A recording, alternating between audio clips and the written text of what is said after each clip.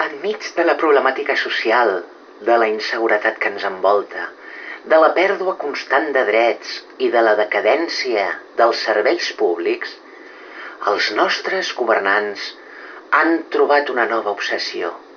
No és la salut, no és l'educació, no és la seguretat, és la brossa.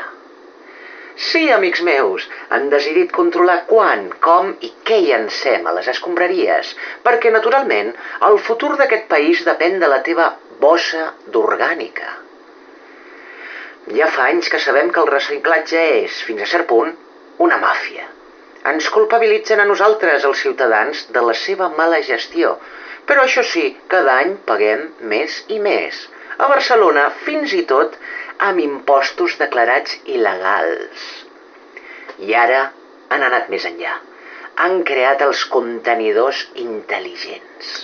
Una joguina electrònica que decideix si tens permís per llançar les teves restes. Una targeta, una aplicació, un registre del teu hàbit més íntim, la teva brossa. Alguns diuen que no hi ha diners per la policia. Altres diuen que no hi ha diners per la sanitat. Altres que no n'hi ha per l'educació. Però per a contenidors que valen milions d'euros, per això sí que hi ha diners. I encara pitjor, en molts municipis ni tan sols fan pública la factura. Ho amaguen, ho disfressen. I qui ho paga?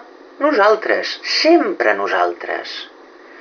No es tracta de reciclar, no es tracta de millorar el planeta, es tracta de control social, d'un mecanisme més per vigilar-te, de fer-te pagar la seva incompetència, cada vegada que obres un contenidor. El futur és clar, més impostos, més vigilància, més culpa. I menys serveis, menys seguretat, menys dignitat. I tot això només per la brossa.